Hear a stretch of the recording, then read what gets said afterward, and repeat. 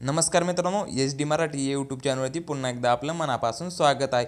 महापारेषण महावितरण भरती ITI electrician आणि वायरमॅनच्या विद्यार्थ्यांकरिता आपण जी फ्री टेस्ट सिरीज चालू केली आहे त्या टेस्ट सिरीजमध्ये टेस्ट नंबर 6चं आज आपण टेस्ट विश्लेषण पाहणार आहोत. तुम्हाला जरी फ्री टेस्ट सिरीज द्यायची असेल त्यासाठी तुम्ही काय करायचं, आपलं टेलिग्राम चॅनल काय करायचं, जॉईन करून घ्यायचं आहे.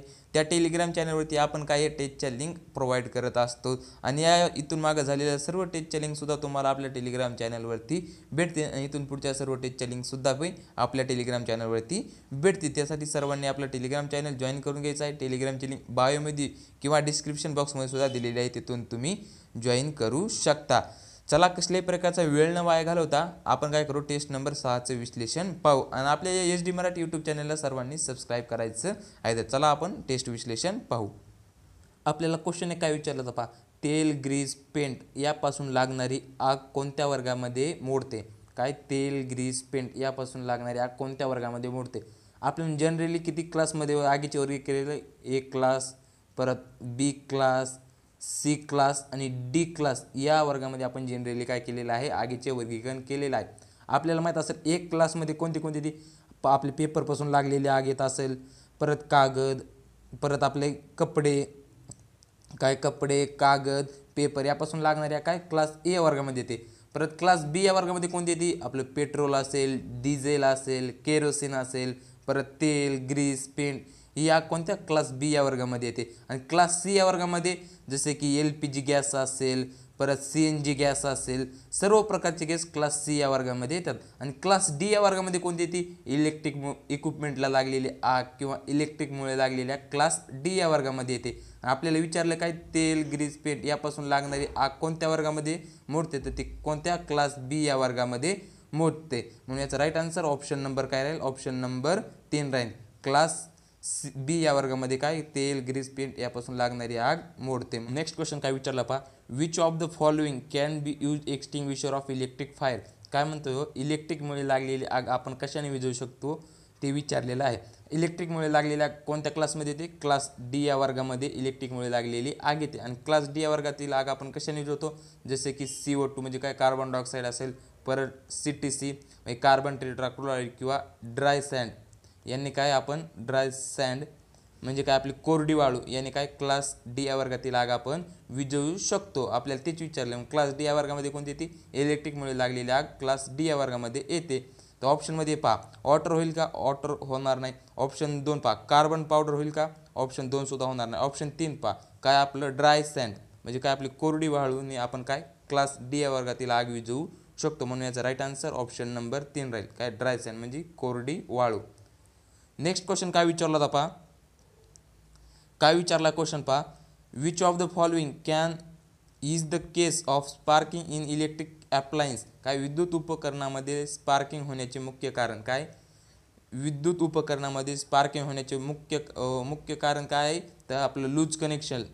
काय, लूज कनेक्शनमुळे काय होते, आपली स्पार्किंग होते आणि शॉर्ट सर्किटमुळे आपल्याला आग लागू शकते. आणि लूज कनेक्शनमध्ये काय होते, आपल्या विद्युत उपकरणामध्ये काय होते, स्पार्किंग होते. म्हणून याचा राईट आन्सर ऑप्शन नंबर 2 राहील. काय, लूज कनेक्शन. नेक्स्ट क्वेश्चन काय विचारला होता पहा, काय क्वेश्चन विचारला आहे, खालीलपैकी कोणता कंडक्टर हा लॉंग स्पॅनसाठी वापरत नाहीत? काय, खालीलपैकी कोणता कंडक्टर हा लॉंग स्पॅनसाठी वापरत नाहीत? आपल्याला सॉलिड कंडक्टर माहीत असेल. सॉलिड कंडक्टर काय असतो, तो ब्रिटल असतो म्हणजे काय, तो ठिसूळ असतो. काय, तो ठिसूळ असतो. परत तो काय, त्याची काय लेस फ्लेक्झिबिलिटी असते. काय, लेस फ्लेक्झिबिलिटी म्हणजे कमी लवचिकता असते. काय, कमी लवचिकता असते कोणत्या सॉलिड कंडक्टरची. आणि परत त्याची काय, तो काय जास्त मोल्ड होत नाही म्हणजे काय, तो जास्त वाकत नाही. मग काय, आपण तो कंडक्टर सॉलिड कंडक्टर हा लॉंग स्पॅनसाठी काय करत नाहीत, वापरत नाहीत. म्हणून याचा राईट आन्सर ऑप्शन नंबर 4 राहील. नेक्स्ट क्वेश्चन काय विचारला होता पहा, काय म्हणतो क्वेश्चन, 66 kV ट्रान्समिशन लाईनसाठी खालीलपैकी कोणता कंडक्टर वापराल? काय, 66 kV ट्रान्समिशन लाईनसाठी आपण खालीलपैकी कोणता कंडक्टर वापराल? आपण 33 kV, परत आपलं 66 kV किंवा 132 kV पर्यंत आपण काय SCSR कंडक्टर वापरत असतो. मग आपल्याला काय विचारलं, 66 kV ट्रान्समिशनसाठी कोणता कंडक्टर वापराल? तर आपण SCSR कंडक्टर वापराल. आणि 132 kV पासून पुढं 220 असेल, काय 220 परत 765 किंवा 1000 किंवा 1000 अबोव केवीच्या वरती आपण काय बंडल कंडक्टर काय करत असतो यूज करत असतो. आणि 66 केवी किंवा 132 केवी किंवा 33 केवी पर्यंत आपण काय SCSR कंडक्टर यूज करत असतो. म्हणून याचा राईट आन्सर ऑप्शन नंबर 5 राहील. नेक्स्ट क्वेश्चन काय विचारला होता पहा, खालीलपैकी हाय व्होल्टेजची रेंज काय असेल. आपल्याला व्होल्टेजची रेंज माहीत असायला पाहिजे. आपली लो व्होल्टेजची रेंज काय आहे, लो व्होल्टेजची रेंज ही 230 व्होल्ट ते काय 415 व्होल्टपर्यंत काय आहे लो व्होल्टेजची रेंज आहे. परत आपली मीडियम व्होल्टेजची रेंज काय, मीडियम व्होल्टेज आपल्याला माहीत असेल काय 11 केवी ते काय 33 केवी हे काय मीडियम व्होल्टेज आहे.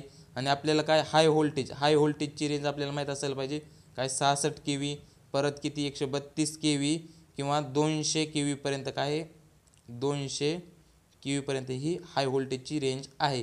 आणि एक्स्ट्रा हाय व्होल्टेजची रेंज आपल्याला माहीत असायला पाहिजे. एक्स्ट्रा हाय व्होल्टेजची रेंज ही काय आहे 400 केवी किंवा 440 केवी ही काय एक्स्ट्रा हाय व्होल्टेजची रेंज आहे. आणि अल्ट्रा हाय व्होल्टेजची रेंज ही 765 केवी असेल किंवा 1000 केवी असेल किंवा 1000 केवीपेक्षा जास्त असेल, ती काय एक्स्ट्रा हाय व्होल्टेज रेंज असते. आपल्याला काय विचारलं पहा, खालीलपैकी हाय व्होल्टेजची रेंज. हाय व्होल्टेजची रेंज काय आपण पाहिली, ते हाय व्होल्टेजची रेंज ही काय 66 केवी 132 केवी किंवा 220 केवीपर्यंत आपण काय काय हाय व्होल्टेजची रेंज असते. म्हणून याचा राईट आन्सर ऑप्शन नंबर 2 राहील. नेक्स्ट क्वेश्चन काय विचारला होता पहा, काय म्हणतो क्वेश्चन, डीसी शंट मोटर चालू करण्यासाठी आपण खालीलपैकी कोणते स्टार्टर वापरतो. आपल्याला टाईप्स ऑफ स्टार्टर माहीत असतील काय 3 पॉईंट स्टार्टर असेल, 4 पॉईंट आणि काय 2 पॉईंट स्टार्टर आपल्याला माहीत असेल. तर काय विचारलं आहे पहा, डीसी शंट मोटर चालू करण्यासाठी आपण कोणते स्टार्टर वापराल. तर आपण डीसी शंट मोटर चालू करण्यासाठी काय 3 पॉईंट स्टार्टरचा यूज करतो. 3 पॉईंट स्टार्टरने आपण डीसी शंट मोटर बी चालू करू शकतो आणि काय डीसी कंपाऊंड मोटरला सुद्धा यूज करू शकतो 3 पॉईंट स्टार्टरचा. तर आपल्याला काय विचारलं, डीसी शंट मोटर चालू करण्यासाठी खालीलपैकी कोणता स्टार्टर वापराल. तर आपण तिथं 3 पॉईंट स्टार्टरचा यूज करतो. 3 पॉईंट स्टार्टरचा यूज आपण कंपाऊंड मोटरमध्ये सुद्धा करतो. आणि 2 पॉईंट स्टार्टरचा यूज आपण कुठे करतो, तर डीसी सिरीज मोटर चालू करण्यासाठी 2 पॉईंट स्टार्टरचा यूज करतो. आय होप हा तुम्हाला क्वेश्चन समजलेला असेल. नेक्स्ट क्वेश्चन काय विचारला होता पहा, काय म्हणतंय पहा, एक मिनिट, कॅपॅसिटरचा संबंध याच्यासोबत लागत नाही. आपल्याला कॅपॅसिटरचं काम माहीत असेल. कॅपॅसिटर काय करतो, डीसीला ब्लॉक करतो आणि काय एसीला पास करतो. आणि कॅपॅसिटर काय करतो, एनर्जी काय करतो साठवतो. परत कॅपॅसिटरचा पॉवर फॅक्टर हा कसा असतो, लीडिंग पॉवर फॅक्टर असतो. कसा लीडिंग पॉवर फॅक्टर असतो. आणि कॅपॅसिटर हा काय करतो, फ्रिक्वेन्सीवर हा डिपेंड असतो. आणि याची पॉवर ही काय असते 0 असते. कोणाची, कॅपॅसिटरची. तर ऑप्शन ए पहा, कॅपॅसिटरचा संबंध याच्यासोबत लागत नाही. विचारले काय लागत नाही. कॅपॅसिटर हा काय पॅसिव्ह एलिमेंट आहे, हे बरोबर आहे. ऑप्शन 2 पहा, कॅपॅसिटरचा पॉवर ही 0 असते, ए बी बरोबर आहे. ऑप्शन 3 पहा, पॉवर फॅक्टर हा लीडिंग असतो. कॅपॅसिटरचा पॉवर फॅक्टर हे पण बरोबर आहे. ऑप्शन 4 पहा, ॲक्टिव्ह एलिमेंट हा रॉंग आहे. काय ॲक्टिव्ह एलिमेंट आहे का कॅपॅसिटर हा काय पॅसिव्ह एलिमेंट आहे. मग याचं काय आपल्याला विचारलं होतं काय, कॅपॅसिटर याच्यासोबत संबंध लागत नाही. मग याचा राईट आन्सर ऑप्शन नंबर 4 राहील, ॲक्टिव्ह एलिमेंट. नेक्स्ट क्वेश्चन काय विचारला होता पहा, काय क्वेश्चन विचारला आहे पहा, काय म्हणतोय, जर दोन्ही चार्जेस समान असतील तर त्यांच्यामध्ये काय होईल. दोन्ही चार्जेस कोणते, समजा आपलं प्लस किंवा निगेटिव्ह जर दोन्ही चार्जेस काय समान असतील तर त्यांच्यामध्ये काय होईल, ॲट्रॅक्शन होईल का रिपल्शन. आपल्याला माहीत असेल दोन्ही चार्जेस काय समान असतील तर त्यांच्यामध्ये काय होते, रिपल्शन होते. आणि जर वेगवेगळे चार्जेस असेल जसे की प्लस मायनस असेल तर त्यांच्यामध्ये काय होते, अट्रॅक्शन होते. काय जर प्लस मायनस किंवा मायनस प्लस असेल तर त्याच्यामध्ये अट्रॅक्शन होते. आणि जर प्लस किंवा मायनस असेल तर त्याच्यामध्ये काय होते, रिपल्शन होते. रिपल्शन म्हणजे काय करतात, ते एकमेकांना दूर ढकलतात. आणि अट्रॅक्शन म्हणजे काय, ते एकमेकांना आकर्षित करतात. मग आपल्याला काय विचारलं, दोन्ही चार्जेस काय समान दिले तर त्याच्यामध्ये काय होईल, रिपल्शन होईल. ऑप्शन नंबर काय राहील याचा राईट आन्सर, ऑप्शन नंबर काय राहील 1 राहील, रिपल्शन होईल. म्हणून याचा राईट आन्सर ऑप्शन नंबर 1 राहील. नेक्स्ट क्वेश्चन काय विचारला होता पहा, काय विचारलाय, what is the unit of कंडक्टिव्हिटीचं आपल्याला काय विचारलं, युनिट विचारलेलं आहे, एकक विचारलेलं आहे. आपल्याला माहीत असेल सिमेन्स पर मीटर किंवा मोह पर मीटर हे काय कंडक्टिव्हिटीचं युनिट आहे. म्हणून याचा राईट आन्सर ऑप्शन नंबर पहा, सिमेन्स पर होईल आणि मोह पर होईल. हे ऑप्शन 1 आणि 3 ऑप्शन 4 मध्ये दिसते. म्हणून याचा right answer option number 4 A and C right answer राहील. क्वेश्चन काय विचारला होता पहा, काय म्हणतोय, ओव्हरहेड ट्रान्समिशन लाईनमध्ये टावर आणि इन्सुलेटर स्ट्रिंगमध्ये डॅश निर्माण होते. काय विचारलंय, ओव्हरहेड ट्रान्समिशन लाईनमध्ये टावर आणि इन्सुलेटर स्ट्रिंगमध्ये डॅश निर्माण होते. तर आपल्याला माहीत असेल ओव्हरहेड ट्रान्समिशन लाईन टावर आणि जी इन्सुलेटर स्ट्रिंग असते त्याच्यामध्ये काय आपला शंट कॅपॅसिटन्स काय होतो, शंट कॅपॅसिटन्स तयार होतो. काय शंट कॅपॅसिटन्स तयार होतो. आणि जी इन्सुलेटर स्ट्रिंग असते, इन्सुलेटर स्ट्रिंगमध्ये काय होते, दोन डिस्कच्या मध्ये काय तिथं सेल्फ कॅपॅसिटन्स किंवा म्युच्युअल कॅपॅसिटन्स तयार होतो. कुठं काय जी इन्सुलेटर स्ट्रिंगमध्ये काय दोन डिस्कच्या मध्ये काय शंट काय तिथं सेल्फ कॅपॅसिटन्स किंवा म्युच्युअल कॅपॅसिटन्स तयार होतो. आणि काय टावर आणि इन्सुलेटर स्ट्रिंगमध्ये काय होतो, शंट कॅपॅसिटन्स तयार होतो. ऑप्शनमध्ये एक सेल्फ कॅपॅसिटन्स होतो का, ऑप्शनमध्ये होणार नाही. ऑप्शन 2 म्युच्युअल कॅपॅसिटन्स नाही. Option 3 both A and B. Option 4 parallel capacitance. आपण शंट कॅपॅसिटन्सला दुसरं नाव काय आहे, पॅरलल कॅपॅसिटन्स. म्हणून याचा राईट आन्सर ऑप्शन नंबर 4 आहे. काय पॅरलल कॅपॅसिटन्स, त्याला दुसरं नाव काय, शंट कॅपॅसिटन्स तयार होतो टावर आणि इन्सुलेटर स्ट्रिंगमध्ये. म्हणून याचा राईट आन्सर ऑप्शन नंबर 4 आहे. नेक्स्ट क्वेश्चन काय विचारला होता पहा. काय विचारला क्वेश्चन, सर्ज इम्पिडन्स लोडिंगचा फॉर्म्युला विचारलाय. आपल्याला सर्ज इम्पिडन्स माहीत असायला पाहिजे. सर्ज इम्पिडन्स आपण झेडसीने काय करतो, डिनोट करतो. सर्ज इम्पिडन्सचा फॉर्म्युला काय, √L/C हा काय सर्ज इम्पिडन्सचा फॉर्म्युला आहे. ट्रान्सफॉर्मरचा सर्ज इम्पिडन्स हा किती आहे, काय ट्रान्सफॉर्मरचा सर्ज इम्पिडन्स हा किती आहे, 1000 ओहम. किती, 1000 ओहम हा ट्रान्सफॉर्मरचा आहे. ट्रान्समिशन लाईनचा हा सर्ज इम्पिडन्स हा 400 ओहम आहे. आणि केबलचा सर्ज इम्पिडन्स हा काही 40 ते 50 ओहम इतका कोणाचा आहे, केबलचा आहे. हा काय सर्ज इम्पिडन्स. पण आपल्याला काय विचारले, सर्ज इम्पिडन्स लोडिंगचा फॉर्म्युला. आपल्याला सर्ज इम्पिडन्स लोडिंगचा फॉर्म्युला माहीत असेल, काय SIL म्हणजे काय surge impedance loading = V² divided by काय ZC. त्यालाच आपण असाही होऊ शकतो, V²/ZC म्हणजे काय √L/C. हा पण फॉर्म्युला डिझाईन होऊ शकतो. म्हणून ऑप्शनमध्ये कुठं दिसतंय, V²/ZC किंवा V²/√L/C. ऑप्शन नंबर 5 मध्ये दिसतंय काय V² divided by √L/C. Option number 5 मध्ये दिसतंय. म्हणजे राईट आन्सर ऑप्शन नंबर 5 राहील. नेक्स्ट क्वेश्चन काय विचारला होता पहा. काय म्हणतोय, DC circuit usually has dash as the load. या DC सर्किटमध्ये सामान्यतः लोड असतो. ऑप्शन आहे कॅपॅसिटन्स असतो का, नाही. ऑप्शन 2 इंडक्टिव्ह असतो का, ऑप्शन 2 बोथ अँड बी. आपल्या DC सर्किटमध्ये सामान्य लोड असतो. कॅपॅसिटिव्ह असेल का, कॅपॅसिटिव्ह नसेल. कारण की DC सर्किटमध्ये फ्रिक्वेन्सी काय असते, ॲब्सेंट असते. DC सर्किटमध्ये काय फ्रिक्वेन्सी नसते. आणि कॅपॅसिटिव्ह लोड हा फ्रिक्वेन्सीवर काय डिपेंड आहे. आणि DC सर्किटमध्ये इंडक्टिव्ह बी असू शकतो का, नाही इंडक्टिव्ह. कारण की इंडक्टिव्ह लोडसुद्धा काय आहे, फ्रिक्वेन्सीवर काय आहे, डिपेंड आहे. म्हणून काय इंडक्टिव्ह आणि कॅपॅसिटिव्ह लोड असू शकत नाही. कारण की दोन्ही काय फ्रिक्वेन्सीवर डिपेंड आहेत. आपला रेजिस्टन्स हा फ्रिक्वेन्सीवर डिपेंड आहे का, नाही. म्हणून याचा राईट आन्सर ऑप्शन नंबर 4 होऊ शकतं. काय DC सर्किटमध्ये सामान्यतः लोड हा काय असतो, रेजिस्टिव्ह असतो. म्हणून याचा राईट आन्सर ऑप्शन नंबर 4 राहील. काय रेजिस्टिव्ह लोड असतो. नेक्स्ट क्वेश्चन काय विचारला होता पहा. काय क्वेश्चन विचारलाय पहा. Mutual inductance between two coil in 8 Henry if current in one coil change at the rate of 4 ampere per second the EMF induced in the other coil is. काय दोन कॉईलमधील mutual inductance हा किती 8 Henry दिला आहे आणि 8 Henry आहे. जर एका कॉईलमधील इलेक्ट्रिक करंट हा 4 एम्पियर पर सेकंद दराने बदलला तर कॉईलमधील इंड्यूस्ड EMF काढायचं. काय EMF किती इंड्यूस्ड होईल विचारलेला आहे. आपल्याला इथं कोणता फॉर्म्युला लागेल, इथे फॉर्म्युला हा आपल्याला फॉर्म्युला माहीत असेल, E =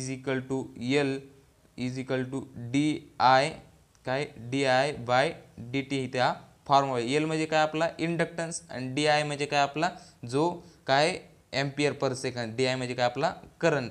तर आपल्याला इंडक्टन्स किती दिलाय, आपल्याला 8 हेनरी दिलाय. इंडक्टन्स 8 हेनरी दिलाय आणि आपल्याला करंट किती दिलाय 4 एम्पियर पर सेकंद. मग ह्यांचा काय होईल गुणाकार. 8 चोक 32 व्होल्ट आला आपला. इंड्यूस EMF किती आला आपला 32 व्होल्ट आलेला आहे. याचा राईट आन्सर ऑप्शन नंबर 4 आहे. आय होप हा तुम्हाला क्वेश्चन समजला असेल. नेक्स्ट क्वेश्चन काय विचारला पहा, a transformer in which there is no losses is called as, काय ज्या ट्रान्सफॉर्मरमध्ये कोणतेही लॉस होत नाहीत असा ट्रान्सफॉर्मर विचारला आपल्याला. आयडियल ट्रान्सफॉर्मर माहीत असेल काय, एक मिनिट, आयडियल ट्रान्सफॉर्मर माहीत असेल काय, आयडियल ट्रान्सफॉर्मर माहीत असेल. आयडियल ट्रान्सफॉर्मर वाइंडिंग रेजिस्टन्स हा किती असतो, वाइंडिंग रेजिस्टन्स हा काय आहे, सो 0 असतो. परत आयडियल ट्रान्सफॉर्मरची इफिशियन्सी ही काय असते, 100% असते, कारण की याच्यामध्ये काही कोणतेही लॉस होत नाहीत, काही ह्यात कोणतेही लॉस, ऑल लॉसेस कसे 0 आहेत. आणि या आयडियल ट्रान्सफॉर्मरच्या कोरची परमॅबिलिटी कशी असते, जास्त असते, म्यू हा कसा असतो, जास्त असतो. आपल्याला विचारलं काय, a transformer in which there is no losses, ज्या ट्रान्सफॉर्मर कोणतेही लॉस होत नाही तो कोणता ट्रान्सफॉर्मर आहे आपला, तो आयडियल ट्रान्सफॉर्मर आहे. म्हणून याचा राईट आन्सर ऑप्शन नंबर 5 राहील, काय आयडियल ट्रान्सफॉर्मर. नेक्स्ट क्वेश्चन काय विचारला पहा, खालीलपैकी व्होल्टेजवर कोणता लॉस डिपेंड असतो, काय आपला जो करंट आणि व्होल्टेजवर कोणते लॉस डिपेंड असतात. आपल्या करंटवर कोणता लॉस डिपेंड असतो, तर तिथं I2R हा लॉस डिपेंड असतो. I2R लॉस दुसरं नाव काय, इलेक्ट्रिक लॉस किंवा कॉपर लॉस सुद्धा म्हणू शकतो. कॉपर लॉस हा करंटवर डिपेंड असतो. व्होल्टेजवर कोणते लॉस डिपेंड असतात, तर मॅग्नेटिक लॉस, कोणता मॅग्नेटिक लॉस, हे कशावर, व्होल्टेजवर डिपेंड असतं. मॅग्नेटिक लॉसला दुसरं नाव काय, आयर्न लॉस किंवा कोर लॉस सुद्धा म्हणू शकतो मॅग्नेटिक लॉसला. मॅग्नेटिक लॉसेसमध्ये कोणते कोणते 2 लॉसेस येतात, एक हिस्टेरिसिस आणि ईडी करंट लॉस, हे काय मॅग्नेटिक कशावर, मॅग्नेटिक लॉसमध्ये येतात. आणि मॅग्नेटिक लॉस हा व्होल्टेजवर डिपेंड असे आणि करंटवर हा कॉपर लॉस काय आहे, डिपेंड आहे. आपल्याला विचारलंय काय, आपण आपल्याला व्होल्टेज विचारलंय, तर व्होल्टेजवर कोणते लॉसेस आहेत, इलेक्ट्रिक होईल का, ऑप्शन 2 नाही होणार, ऑप्शन 1 सुद्धा होणार, कॉपर लॉस सुद्धा होणार नाही. हे कशावर, ते काय आहेत, हे करंटवर काय आहेत, अवलंबून आहेत. इलेक्ट्रिक लॉस, कॉपर लॉस हे कशावर आहेत, करंटवर डिपेंड आहेत. आणि आपला व्होल्टेजवर डिपेंड आहे magnetic loss, option 3 core loss म्हणजेच magnetic loss, option 4 magnetic loss. याचा राईट आन्सर बोथ होईल, काय C and D, काय कोर लॉस आणि मॅग्नेटिक लॉस हे कशावर आहेत, आपल्या व्होल्टेजवर डिपेंड आहेत. म्हणून याचा राईट आन्सर ऑप्शन नंबर 5 राहील. नेक्स्ट क्वेश्चन काय विचारला होता पहा, नेक्स्ट क्वेश्चन काय म्हणतोय पहा, in a shell type transformer how many magnetic path, shell type ट्रान्सफॉर्मरमध्ये मॅग्नेटिक मार्ग किती असतात. आपल्याला माहीत असेल सेल टाईप आणि core type transformer. Shell type ट्रान्सफॉर्मरमध्ये काय असतात, 2 मॅग्नेटिक पाथ असतात, किती, 2 मॅग्नेटिक, कशामध्ये, सेल टाईप ट्रान्सफॉर्मर. आणि कोर टाईप ट्रान्सफॉर्मरमध्ये काय, कोर टाईप ट्रान्सफॉर्मर आहे का नाही, त्याच्यामध्ये 1 मॅग्नेटिक पाथ असतो. आणि कोर टाईप ट्रान्सफॉर्मरमध्ये काय सिलेंड्रिकल टाईपची काय केली असते, वाइंडिंग केलेली असते, कोणती, सिलेंड्रिकल टाईपची, कशामध्ये, कोर टाईप ट्रान्सफॉर्मरमध्ये वाइंडिंग केलेली असते. आणि सेल टाईप ट्रान्सफॉर्मरमध्ये सँडविच किंवा मल्टीलेयर डिस्क टाईपची वाइंडिंग कशामध्ये केलेली असते, सेल टाईप ट्रान्सफॉर्मरमध्ये केलेली असते. आपल्याला क्वेश्चन काय विचारला, सेल टाईप ट्रान्सफॉर्मरमध्ये किती मॅग्नेटिक मार्ग आहेत, तर तिथे किती, 2 मॅग्नेटिक मार्ग आहेत. म्हणून याचा राईट आन्सर ऑप्शन नंबर 3 राहील, किती, 2 मॅग्नेटिक पाथ आहेत. नेक्स्ट क्वेश्चन काय विचार, in transformer primary has 200 turns and secondary has 50 turns if 240 volt AC is apply in the primary, what is the voltage is secondary. काय आपल्याला सेकंडरीमधील voltage किती ते विचारले. सेकंडरीचं काय काढायचं आपल्याला, व्होल्टेज काढायचं आहे, काय सेकंडरीचं आपल्याला व्होल्टेज काढायचं आहे. इथं काय आपला ट्रान्सफॉर्मेशन रेशिओचा इथं कोणतं सूत्र लागेल, तर आपल्याला इथं काय दिलं आहे, काय प्रायमरीच्या टर्न्स किती दिल्या, 200 टर्न्स दिल्या, परत सेकंडरीच्या टर्न्स ह्या 50 दिल्यास, आणि आपलं प्रायमरीचं व्होल्टेज किती दिलं आहे, 240 व्होल्ट दिलेलं आहे. मग इथं आपला कोणता फॉर्म्युला लागू होईल, फॉर्म्युला इथं कोणता लागू होईल पहा, किती आपल्याला टर्न्स गेले, N2 भागिले N1 is equal to V2 by V1 हा इथं आपल्याला फॉर्म्युला लागून. N2 म्हणजे काय आपल्या सेकंडरीच्या टर्न्स आणि N1 म्हणजे काय आपल्या प्रायमरीच्या टर्न्स आणि V2 म्हणजे काय आपलं सेकंडरीमधील व्होल्टेज आणि V1 काय प्रायमरीमधील व्होल्टेज. हा आपण फॉर्म्युला पाहिला. कोणता फॉर्म्युला पाहिला आपण, K is equal to N2 by N1 is equal to V2 by V1 हा आपण काय केला फॉर्म्युला पाहिला. याच्यामध्ये काय करू आता आपण किमती इनपुट करून घे. K is equal to N2 किती दिला आपल्याला, सेकंडरी टर्न्स किती दिल्यास 50 टर्न्स दिल्यात, काय सेकंडरी टर्न्स किती 50 आहेत आणि प्रायमरी टर्न्स किती आपल्या 200. मग काय करायचं, खाली भागिले 200 N2 काय होईल आपल्याला, काय प्रायमरीचंच व्होल्टेज दिलेलं आहे, काय प्रायमरीचं व्होल्टेज किती दिलं आहे 240 आणि काय करायचं आपल्याला सेकंडरीमध्ये काय केले व्होल्टेज विचारलं आहे. मग काय होईल, हा शून्य कटला, हा शून्य कटला, हा शून्य कटला, हा शून्य कटला, 24 पाचा किती होईल 120, काय 24 पाचा 120 आणि 50 मधला हा एक शून्य इथं, मग किती आलं 1200. 1200 भागिले किती करायचं 20, हा शून्य काढला हा शून्य काढला, बेसक 12 आणि शून्य जशाच तसा. मग आपलं व्होल्टेज किती आलं, सेकंडरीमधील व्होल्टेज आपण किती काढलं 60 व्होल्ट आलेला आहे. असं ऑप्शनमध्ये कुठं दिसतंय, ऑप्शन नंबर 2 पहा, किती 60 व्होल्ट. सेकंडरीमधील व्होल्टेज किती आलेलं आहे मग आपलं 60 व्होल्ट, 60 व्होल्ट सेकंडरीमधील व्होल्टेज असेल. नेक्स्ट क्वेश्चन काय विचारला होता पहा. नेक्स्ट क्वेश्चन काय म्हणतोय पहा, एक मिनिट. काय म्हणतोय, the maximum demand of consumer in 20 ampere at 220 volt, calculate the equivalent maximum power demand. काय ग्राहकाची कमाल मागणी किती आपलं 220 व्होल्टवर 20 एम्पियर आहे, तर समतुल्य कमाल वीज मागणी गणना करा. आपल्याला व्होल्टेज किती दिलं आहे, आपल्याला 220 व्होल्ट दिलं आहे. परत आपल्याला काय दिलं आहे, करंट किती दिला आहे, करंट आपल्याला किती दिला आहे 20 एम्पियर दिला आहे, किती 20 एम्पियर. तर काय करायचे आपल्याला मॅक्झिमम पॉवर डिमांड, मग इथं पॉवरचा कोणता फॉर्म्युला लागून, आपल्याला व्होल्टेज आणि काय दिलं आहे करंट दिला आहे. तर मग power is equal to V into I. Voltage किती आहे 220 गुणिले आपल्याला हे किती करंट दिला आहे 20 एम्पियर. मग काय करायचं 22 दोन्ही 44, किती 22 दोन्ही 44 आणि हे 2 शून्य जशाच तसे, मग किती आलं आपलं 4400 वॅट काय आली आपली मॅक्झिमम पॉवर डिमांड आलेली आहे. मग असं 4400 वॅट कुठं दिसतंय का ऑप्शनमध्ये नाही, तर मग त्याला काय केलं आहे 4400 वॅटला काय केलं आहे किलो वॅटमध्ये काय कन्वर्ट केलं आहे. तर मग 4400ला काय कन्वर्ट केलं असतं किती येईल मग 4.4 किलो वॅट काय केलं आहे त्याला किलो वॅटमध्ये कन्वर्ट केलं. असं 4.4 किलो वॅट ऑप्शनमध्ये कुठे दिसतंय, तो ऑप्शन 5 मध्ये किती दिसतंय आपल्याला 4.4 किलो वॅट, म्हणून याचा राईट आन्सर ऑप्शन नंबर 5 राहील. काय केलं इथं 4400ला काय केलंय कन्वर्ट किलोमध्ये केलंय, मग किती 4.4 किलो वॅट येतं. क्वेश्चन काय विचारलाय पहा. नेक्स्ट क्वेश्चन काय विचारलाय पहा, काय म्हणतोय स्ट्रेन इन्सुलेटर हा किती केव्ही पर्यंतच्या व्होल्टेजसाठी वापरतात.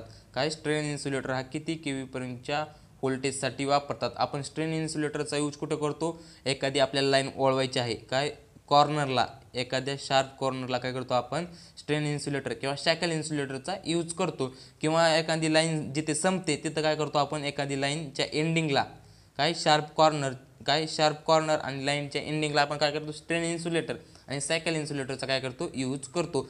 सायकल इन्सुलेटर हा आपण LT लाईनसाठी वापरतो आणि आपला जो स्ट्रेन इन्सुलेटर हा 33 केव्ही पर्यंतच्या लाईनसाठी वापरतो. कोणत्या 33 केव्ही, हे काय स्ट्रेन इन्सुलेटर LTसाठी सायकल. मग आपल्याला तेच विचारलं ट्रेन इन्सुलेटर हा किती केव्ही पर्यंतच्या व्होल्टेजसाठी वापरतात, तर त्याचं राईट आन्सर ऑप्शन राहील 2, काय 33 केव्ही पर्यंतच्या लाईनसाठी आपण स्ट्रेन इन्सुलेटरचा यूज करतो.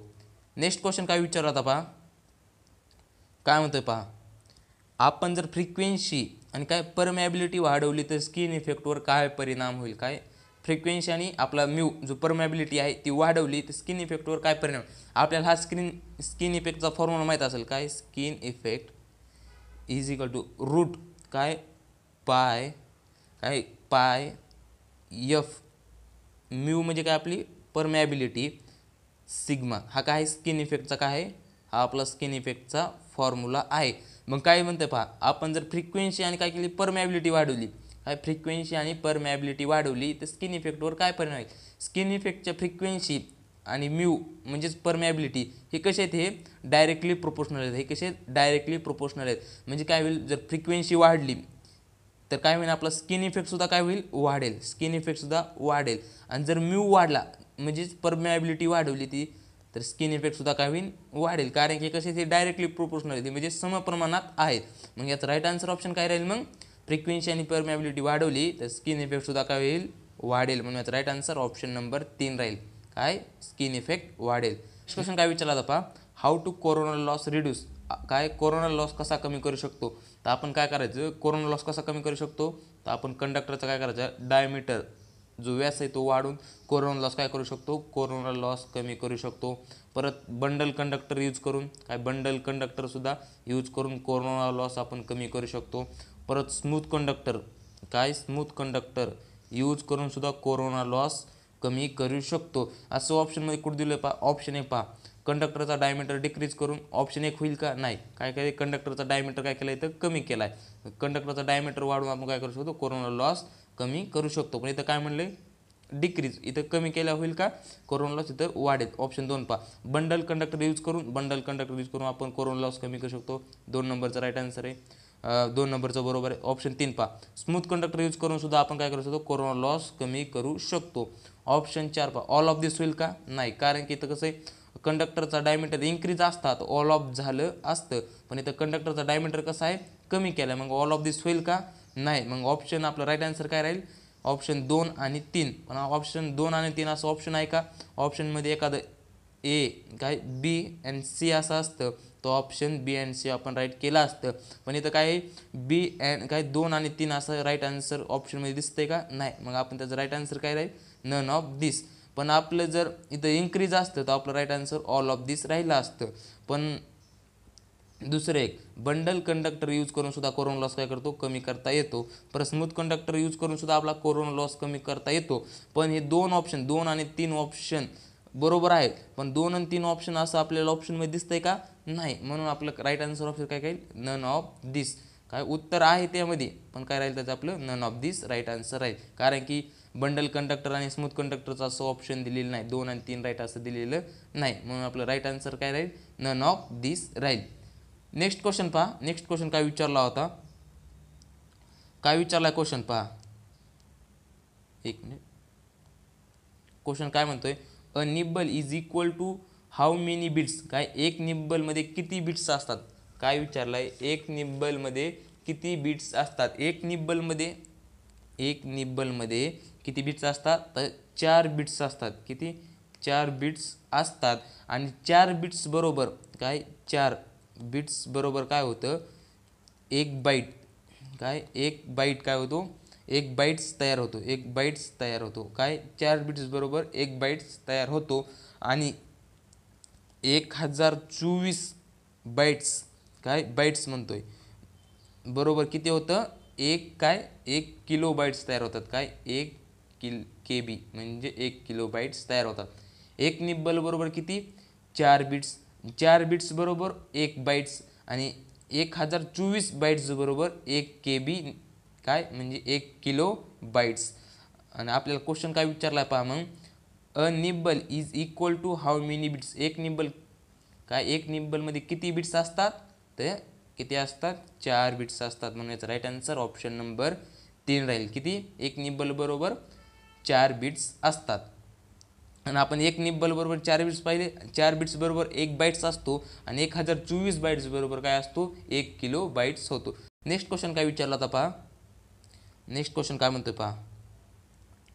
Number of diode use in half wave rectifier. काय हाफ वेव्ह रेक्टिफायरमध्ये डायोडची संख्या किती असते. आपला हाफ वेव्ह रेक्टिफायर झाला, परत फुल वेव्ह रेक्टिफायरमध्ये किती डायोडची संख्या असते, परत काय ब्रिज रेक्टिफायरमध्ये डायोडची संख्या किती असते ते आज आपण पाहणार आहोत. हाफ वेव्हसाठी काय हाफ वेव्ह डायोडची संख्या किती असते. हाफ वेव्ह रेक्टिफायरमध्ये डायोडची संख्या ही 1 असते.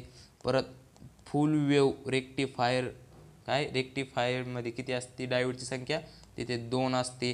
आणि आपला जो ब्रिज रेक्टिफायर आहे काय ब्रिज रेक्टिफायरमध्ये डायोडची संख्या ही किती असते तिथे 4 असते. आपल्याला विचारलं काय number of diodes in half वेव्हचं विचारलं तर हाफ वेव्हमध्ये किती असते ते डायोडची संख्या तर 1 असते. आणि फुल वेव्ह रेक्टिफायरमध्ये डायोडची संख्या ही 2 असते. आणि ब्रिज काय आपलं ब्रिज रेक्टिफायरमध्ये किती डायोडची संख्या किती असते 4 असते, हे पण लक्षात असू द्या. मग याचा राईट आन्सर ऑप्शन नंबर काय राहील. आपल्याला विचारलं number of diode in half wave तर राईट आन्सर ऑप्शन नंबर 2 राहील. किती हाफ वेव्हमध्ये रेक्टिफायरमध्ये हाफ वेव्ह रेक्टिफायरमध्ये डायोडची संख्या ही किती असते 1 असते, म्हणून याचा राईट आन्सर ऑप्शन नंबर 2 राहील. नेक्स्ट क्वेश्चन काय विचारलं पहा. Dash is example of active electronic. एक सक्रिय इलेक्ट्रॉनिक घटक उदाहरण आहे. खालीलपैकी एक काय आहे सक्रिय इलेक्ट्रॉनिकचं उदाहरण आहे विचारलेलं आहे. ऑप्शन ए पहा रजिस्टर होईल का, काय आपलं ॲक्टिव्ह आहे का. रजिस्टर कॅपॅसिटर आणि इंडक्टर हे कसे आहेत हे पॅसिव्ह इलेमेंट आहेत. हे कसे आहेत पॅसिव्ह आहेत. पॅसिव्ह इलेमेंट आहेत. हे कसे आहेत पॅसिव्ह इलेमेंट आहेत. कोणता आपला रजिस्टर झाला कॅपॅसिटर आणि इंडक्टर हे काय आहेत पॅसिव्ह इलेमेंट आहेत. आपल्याला काय विचारले ॲक्टिव्ह इलेमेंट विचारलेलं आहे. म्हणजे आपले ॲक्टिव्ह इलेमेंट कोणती गोष्ट आपलं ॲम्प्लिफायर झालं, परत डायोड आणि आपलं ट्रान्झिस्टर हे काय आहेत ॲक्टिव्ह इलेमेंट आहेत. कशाचे इलेक्ट्रॉनिकमधील काय ॲक्टिव्ह इलेमेंट ट्रान्झिस्टर, डायोड आणि काय आपला ॲम्प्लिफायर हे कसे ते ॲक्टिव्ह इलेक्ट्रॉनिक इक्विपमेंट आहेत. मग आपल्याला त्यातले विचारलं ॲक्टिव्ह इलेक्ट्रॉनिक इक्विपमेंट कोणतं राहील, मग उरलं काय फक्त आपलं ऑप्शन 3 ट्रान्झिस्टर. काय dash is example of active electronic काय आहे, मग आपला ट्रान्झिस्टर राहील. इंडक्टर, परत कॅपॅसिटर आणि रजिस्टर हे कसे पॅसिव्ह इलेमेंट आहेत. याचा राईट आन्सर ऑप्शन नंबर 3 राहील, ॲक्टिव्ह इलेमेंट ट्रान्झिस्टर आहे. नेक्स्ट क्वेश्चन काय विचारला होता पहा. क्वेश्चन काय म्हणतोय पहा, silica gel kept in breather. काय सिलिका जेलचे काम काय आहे, काय सिलिका जेल कुठे असतं, आपल्या ट्रान्सफॉर्मरमधील ब्रीदरमध्ये काय असते सिलिका जेल. सिलिका जेलचं काम काय आहे, काय करते ॲब्झॉर्ब द मॉइश्चर, काय ओलावा शोषून घेणे काय आहे सिलिका जेलचं काम आहे. काय ओलावा शोषून घेणे, बाष्पविरहित ओलावा शोषून घेणे काय सिलिका जेलचं काम आहे. काय ट्रान्सफॉर्मरमध्ये ब्रीदरमध्ये सिलिका जेल असते. मग याचं राईट आन्सर ऑप्शन नंबर काय राहील, ऑब्झर्व द मॉइश्चर कुठे असते ऑप्शन नंबर 4 पहा, ऑब्झर्व द मॉइश्चर काय ओलावा शोषून घेणे, म्हणून याचं right answer option number 4. Next question काय विचारला होता पहा.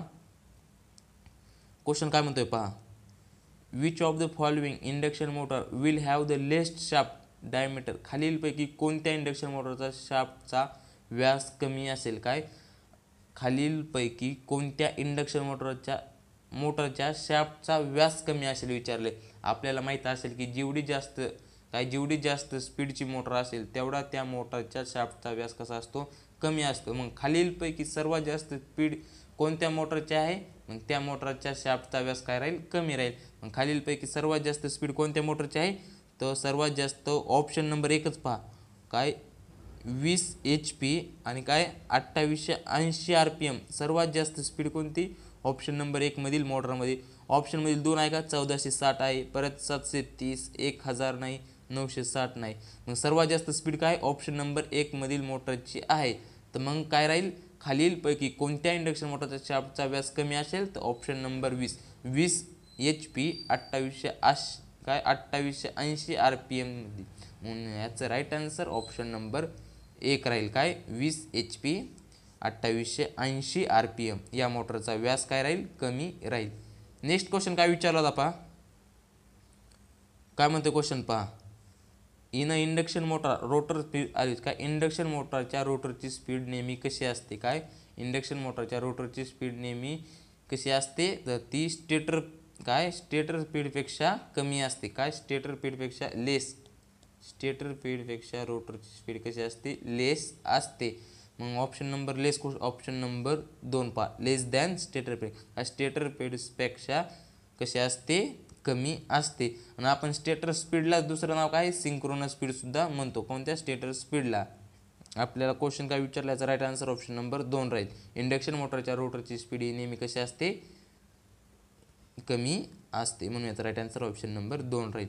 नेक्स्ट क्वेश्चन काय विचारला होता पहा, काय म्हणतो question, the power factor of slip ring induction motor with respect to squirrel cage induction motor. काय म्हणते पहा, स्क्वेरल केज इंडक्शन मोटरच्या तुलनेत स्लिप रिंग इंडक्शन मोटरचा पॉवर फॅक्टर कसा असतो. तर आपल्याला माहिती असेल स्क्वेरल केज इंडक्शन मोटरच्या तुलनेत स्लिप रिंग इंडक्शन मोटरचा पॉवर फॅक्टर कसा असतो जास्त असतो. कारण का स्लिप रिंग इंडक्शन मोटरच्या रोटर वाइंडिंगला आपल्याला काय करतो एक्सटर्नल रेजिस्टन्स जोडता येतो. कोणत्या स्लिप रिंग इंडक्शन मोटरच्या रोटरच्या वाइंडिंगला एक्सटर्नल रेजिस्टन्स काय करता येतो जोडता येतो. म्हणून काय स्लिप रिंग इंडक्शन मोटरच्या पॉवर फॅक्टर काय येतो स्क्वेरल केज इंडक्शन मोटरपेक्षा जास्त असतो. स्लिप रिंग इंडक्शन मोटरला दुसरे नाव काय फेज वाउंड रोटर किंवा वाउंड रोटर मोटर सुद्धा म्हणू शकता कोणत्या स्लिप रिंग इंडक्शन मोटरला. मग ह्याचं काय पाहिलं आपण मोर म्हणजे जास्त असतं. Right answer option number 2. काय स्क्वेरल केज इंडक्शन मोटरच्या तुलनेत स्लिप रिंग इंडक्शन मोटरचा पॉवर फॅक्टर हा कसा असतो जास्त म्हणजे काय मोर असतो. म्हणून याचा राईट आन्सर ऑप्शन नंबर 2 राहील. काय विचारला पहा, पाईप आर्थिंगमध्ये कोळसा आणि मीठचा वापर कशासाठी केला जातो. काय आपली पाईप आर्थिंगमध्ये आहे. काय पाईप आर्थिंगमध्ये कोळसा आणि मीठचा वापर कशासाठी केला जातो. तर आपण पाईप आर्थिंगमध्ये मीठ आणि कोळशाचा उपयोग काय अर्थ रेजिस्टन्स कमी करण्यासाठी काय केला जातो मीठ आणि कोळशाचा वापर केला जातो. पाईप आर्थिंगमध्ये मीठ आणि कोळशाची थर किती सेंटीमीटर लावतो 15 सेंटीमीटर.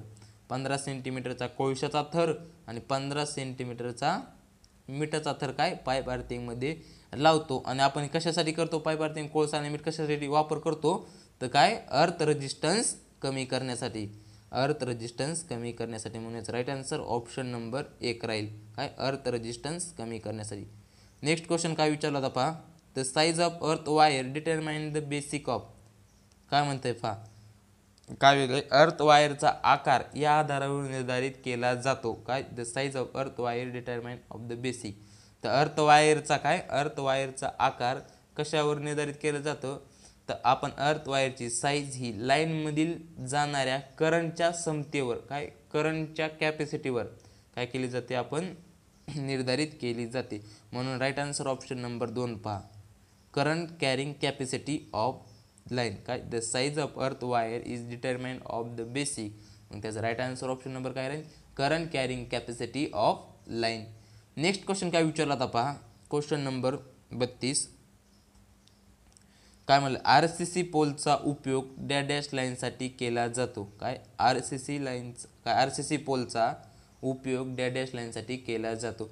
RCCचा फुल फॉर्म काय आहे तर काय रेनफोर्स्ड सिमेंट कॉन्क्रीट काय रेनफोर्स्ड सिमेंट कॉन्क्रीट हा काय RCCचा फुल फॉर्म आहे रेनफोर्स्ड सिमेंट कॉन्क्रीट. RCC पोलचा यूज हा जनरली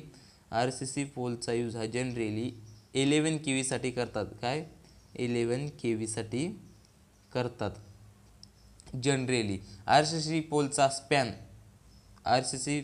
स्पॅन हा 80 ते काय 100 मीटर काय एवढा असतो आणि याचे RCC पोलचे आयुष्य हे किती असते एक साधारणतः 100 वर्षे RCC पोलचे काय असते आयुष्य असते इतके दिवस टिकू शकतो. आपल्याला काय विचारलं मग RCC पोलचा उपयोग कोणत्या लाईनसाठी केला जातो तो 11 kV याचा राईट आन्सर राहील ऑप्शन नंबर 4. नेक्स्ट क्वेश्चन काय विचारला होता पहा काय म्हणतोय which among the following is the standard voltage use to primary distribution खालीलपैकी कोणते मानक व्होल्टेज प्राथमिक वितरणसाठी वापरले जाते. आपल्याला माहिती आहे प्रायमरी डिस्ट्रीब्युशनसाठी व्होल्टेज आपलं काय असतं 11 kV आणि सेकंडरी डिस्ट्रीब्युशनसाठी व्होल्टेज किती असतं 440 व्होल्ट काय व्होल्ट किंवा 230 व्होल्ट काय हे सेकंडरी डिस्ट्रीब्युशन आणि प्रायमरीसाठी 11 kV असते. हे आपण काय घरगुती लोडसाठी वापरला जातो कोणता सेकंडरी डिस्ट्रीब्युशन. याचा राईट आन्सर ऑप्शन नंबर काय राहील option number 3 11 kV. Next question काय विचारला होता पहा काय म्हणतो क्वेश्चन पहा the basic function of circuit breaker काय सर्किट ब्रेकरचे मूलभूत कार्य कोणते तर सर्किट ब्रेकरचे काय मूलभूत कार्य ते आर्क विझवणे काय सर्किट ब्रेकरचे बेसिक फंक्शन आहे काय एक्सटिंग्विश द आर्क काय आर्कला विझवणे. राईट आन्सर ऑप्शन नंबर 1 राहील. नेक्स्ट क्वेश्चन काय विचारला होता पहा द करेक्ट फुल फॉर्म काय द करेक्ट फुल फॉर्म विचारला आपल्याला काय याचा एक minute the correct full form SMPS चा काय the correct full form SMPS तर ह्याचं काय फुल फॉर्म करेक्ट तर स्विच मोड पॉवर सप्लाय याचा काय SMPS म्हणजे काय स्विच मोड पॉवर सप्लाय याचा काय राहील फुल फॉर्म राहील म्हणून याचा राईट आन्सर ऑप्शन नंबर 5 राहील. नेक्स्ट क्वेश्चन काय विचारला होता पहा काय कॉम्प्युटर रिलेटेड क्वेश्चन आहे ALU इज द पार्ट काय ALU is the part ALU म्हणजे काय ALU म्हणजे काय अर्थमेटिक लॉजिक युनिट काय अर्थमेटिक लॉजिक युनिट हे कशाचा पार्ट आहे तो CPUचा पार्ट आहे. CPUचा फुल फॉर्म काय सेंट्रल प्रोसेसिंग युनिट. CPU हा काय संगणकाचा एक मेंदूच म्हणल्याने आहे. CPU हा काय आहे कॅम्प्युटरचा एक मेंदू आहे आणि ALU is the part of CPU काय CPUचा तो पार्ट आहे म्हणून याचा राईट आन्सर ऑप्शन नंबर 1 राहील. नेक्स्ट क्वेश्चन काय विचारला होता पहा नेक्स्ट क्वेश्चन काय म्हणतोय पहा what is the position of turbine in thermal power plant काय थर्मल पॉवर प्लांटमध्ये टर्बाइनची स्थिती आहे काय थर्मल पॉवर प्लांटमध्ये टर्बाईनची स्थिती आहे. थर्मल पॉवर प्लांटमध्ये टर्बाईन हा बॉयलर आणि काय जनरेटरच्या मध्ये असतो. काय बॉयलर आणि जनरेटरच्या मध्ये कोण असतो? आपला टर्बाईन बसवलेला असतो. आणि बॉयलरचे काम काय आहे? पाण्यामधून काय पाण्यापासून वाफ तयार करणे. कोणाचं? बॉयलरचं काम काय आहे? पाण्यापासून वाफ तयार करणे. आणि जनरेटरचं काम काय आहे? मेकॅनिकल एनर्जीला काय करायचं? इलेक्ट्रिक एनर्जीमध्ये कन्वर्ट करायचं. आणि टर्बाईनचं काम काय आहे? स्टीम एनर्जीला कन्वर्ट करणे. कशात? मेकॅनिकल एनर्जीमध्ये. कशाचं? जनरेटरचं टर्बाईनचं काय? स्टीम एनर्जीला कन्वर्ट करणे. कशामध्ये? मेकॅनिकल एनर्जीमध्ये. आणि जनरेटरचं काम काय आहे? मेकॅनिकल एनर्जीला काय? इलेक्ट्रिक एनर्जीमध्ये. आणि बॉयलरचं काम काय आहे? पाण्यापासून वाफ तयार करणे. आणि काय विचारलं आपल्याला क्वेश्चन? थर्मल पॉवर प्लांटमध्ये टर्बाईनची स्थिती कुठे असते? तर in between boiler and generator. काय? बॉयलर आणि जनरेटरच्या मध्ये. राईट आन्सर ऑप्शन नंबर 2 राहील. नेक्स्ट क्वेश्चन काय विचारला पहा? The maximum voltage at generating station in advance countries. काय विकसित देशामध्ये, कशामध्ये? विकसित देशामध्ये जनरेटिंग स्टेशनवर किती व्होल्टेज जनरेट केले जाते? जे विकसित देश आहेत जसे अमेरिका, चीन, जे विकसित देश आहेत त्याच्यामध्ये जनरेटिंग स्टेशनवर किती व्होल्टेज जनरेट केले जातं? तर तिथे किती? साधारणतः 33 किलो व्होल्ट काय केलं जातं? जनरेट केले जातं. आणि भारतामध्ये जनरली 11 kV व्होल्टेज काय केलं जातं? काय 11,000 व्होल्ट भारतामध्ये जनरेट केले जातं. आणि भारताची फ्रिक्वेन्सी किती आहे? भारताची फ्रिक्वेन्सी ही 50 हर्ट्ज आहे. आणि फ्रिक्वेन्सीचा टॉलरन्स हा किती? 10% आहे. आपल्याला विचारलं क्वेश्चन काय? विकसित देशामध्ये जनरेटिंग किती व्होल्टेज जनरेट केले जाते? तर साधारणतः तिथं 33,000 व्होल्ट काय केले जाते? जनरेट केले जाते. किती? 33 kV व्होल्ट जनरेट केले जाते. म्हणजे राईट आन्सर ऑप्शन नंबर काय राहील? 4 राहील. आणि भारतामध्ये 11 kV जनरली काय जनरेट केले जाते. आणि भारताची फ्रिक्वेन्सी 50 हर्ट्ज आहे. आणि फ्रिक्वेन्सीचा टॉलरन्स हा 3% आहे. अमेरिकाची फ्रिक्वेन्सी ही किती आहे? 60 हर्ट्ज आहे. कायची? अमेरिकाची किती? 60 हर्ट्ज आहे. भारताची 50 हर्ट्ज. नेक्स्ट क्वेश्चन काय विचारला होता पहा? काय म्हणतोय पहा question? The resistance of ammeter. काय? ॲममीटरचा रेजिस्टन्स कसा आहे? तर ॲममीटरचा रेजिस्टन्स हा कसा असतो? व्हेरी लो असतो. कसा असतो? व्हेरी लो असतो. कशाचा? ॲममीटरचा रेजिस्टन्स. आयडियल काय? जो आयडियल ॲममीटर आहे, जो आयडियल ॲममीटरचा रेजिस्टन्स हा कसा असतो? आयडियल ॲममीटरचा रेजिस्टन्स हा 0 असतो. काय? आयडियल ॲममीटरचा रेजिस्टन्स हा 0 असतो. आणि आयडियल व्होल्टमीटरचा रेजिस्टन्स काय? आयडियल व्होल्टमीटर म्हणतोय. व्होल्टमीटरचा रेजिस्टन्स हा इन्फिनिटी असतो. कशाचा? आयडियल व्होल्टमीटरचा रेजिस्टन्स हा इन्फिनिटी असतो. आयडियल ॲममीटरचा रेजिस्टन्स हा 0 असतो. आणि जो ॲममीटर आहे त्याचा व्हेरी लो रेजिस्टन्स असतो. आणि ॲममीटर हा सर्किटमध्ये कसा? सिरीजमध्ये जोडायचा असतो. कसा? सर्किटमध्ये ॲममीटर हा सिरीजमध्ये जोडायचा असतो. आणि सर्किटमध्ये व्होल्टमीटर हा कसा? पॅरलरमध्ये जोडायचा असतो. कसा? पॅरलरमध्ये व्होल्टमीटर जोडायचा असतो. आणि सिरीजमध्ये ॲममीटर जोडायचा असतो. याचा राईट आन्सर मग काय राहील? Very low. ऑप्शन नंबर 3 राहील. नेक्स्ट क्वेश्चन काय विचारला होता पहा? क्वेश्चन काय म्हणतोय पहा? Which instrument use to conducting test after wire installation. काय? वायर बसवल्यानंतर चाचण्या घेण्यासाठी कोणते साधन वापरले जाते? आपण वायर बसवल्यानंतर त्याची टेस्ट घेण्यासाठी आपण काय याचा यूज करतो? तर तिथं आपण मेगरचा यूज करतो. परत मेगरचा यूज अजून कुठे केला जातो? हाय रेजिस्टन्स मेजर करण्यासाठी मेगरचा यूज केला जातो. परत केबलचा रेजिस्टन्स मोजण्यासाठी काय केला जातो? मेगरचा रेजिस्टन्स केला जातो. आणि मेगरचं युनिट काय आहे? Mega ohm. काय? मेगरचं युनिट काय? मेगरचं युनिट मेगा ओम आहे. आणि मेगरचा उपयोग अनेक आहे. काय? आपण कंडक्टरची कंटिन्युटी चेक करण्यासाठी सुद्धा मेगरचा यूज केला जातो. म्हणून याचा राईट आन्सर ऑप्शन नंबर 2 राहील. काय? मेगर. नेक्स्ट क्वेश्चन काय विचारला होता पहा? काय दिलं इथं PDF मध्ये काय दिलं? आपल्या इथं क्वेश्चन कट झाला आहे. इथं काय क्वेश्चन आहे? स्क्रायबर. काय? स्क्रायबर आर मेड ऑफ. स्क्रायबर कशापासून बनवले जाते विचारले. काय? स्क्रायबर कशापासून बनवले जाते? तर आपल्याला माहीत असायला पाहिजे स्क्रायबर हा हाय कार्बन स्टीलपासून बनवला जातो. कोणता? हाय कार्बन स्टीलपासून काय केला जातो? स्क्रायबर बनवला जातो. आणि स्क्रायबरचा यूज कुठे केला जातो? ज्या ठिकाणी पेन्सिल वापरता येत नाही अशा ठिकाणी कापण्यापूर्वी काय मार्किंग करण्यासाठी आपण स्क्रायबरचा यूज केला जातो. आणि स्क्रायबर हा हाय कार्बन स्टीलपासून बनवला जातो. म्हणून याचं राईट आन्सर ऑप्शन नंबर 3. इथं काय PDF डाउनलोड करताना इथं PDF इथं कट झालेला दिसतोय क्वेश्चन. याचं राईट आन्सर ऑप्शन नंबर 3 राहील. स्क्रायबर हा हाय कार्बन स्टीलपासून बनवला जातो. आणि त्याचा तुम्हाला उपयोगसुद्धा सांगितला आहे. ज्या ठिकाणी पेन्सिल वापरता येत नाही अशा ठिकाणी कापण्यापूर्वी जी मार्किंग केली जाते त्यासाठी काय केलं जातं? स्क्रायबरचा उपयोग केला जातो. नेक्स्ट क्वेश्चन काय विचारला होता पहा. काय म्हणतो क्वेश्चन पहा. Which plier are most suitable for cutting काय हार्ड वायर काय कठोर वायर कापण्यासाठी कोणत्या प्लायरचा यूज केला जातो विचारले. आपल्याला कठोर एखादी वायर कट करायची, हार्ड वायर कट करायची, तर आपण कोणता डायगोनल प्लायरचा काय करत असतो? यूज करत असतो. डायगोनल कटरच्या मदतीने आपण वायर आणि केबल कापू शकतो. डायगोनल कटरची साईज यामध्ये भेटते कशामध्ये? 100 mm असेल, परत 160 mm, परत 180 mm काय 180 mm आणि 200 mm या साईज या लांबीमध्ये काय भेटते? आपली डायगोनल प्लायरची साईज भेटते. नेक्स्ट क्वेश्चन काय विचारला होता पहा.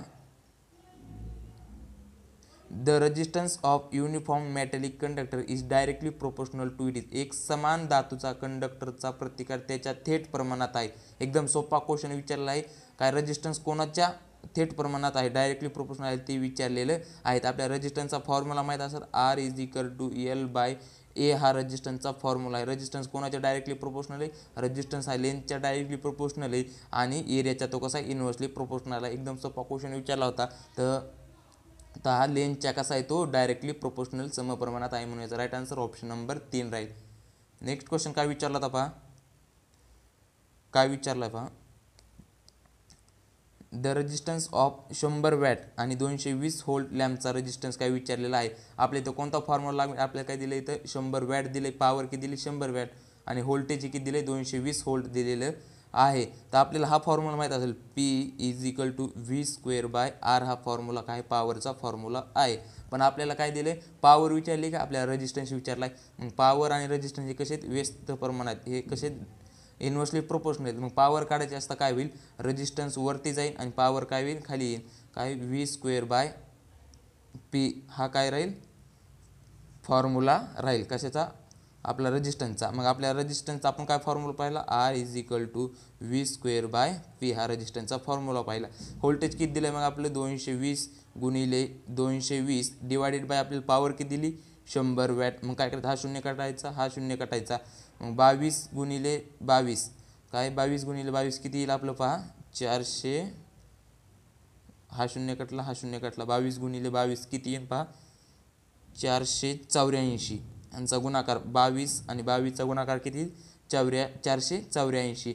याचा राईट आन्सर ऑप्शन नंबर काय राहील? Option number 1 484 ohm.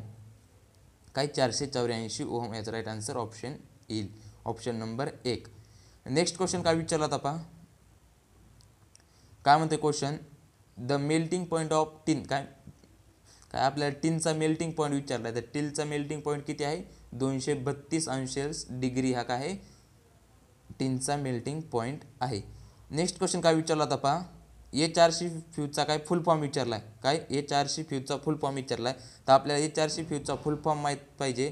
काय? HRC फ्यूजचा काय? हाय रप्चरिंग कॅपॅसिटी फ्यूज. काय? हाय रप्चरिंग कॅपॅसिटी फ्यूज हा काय आहे?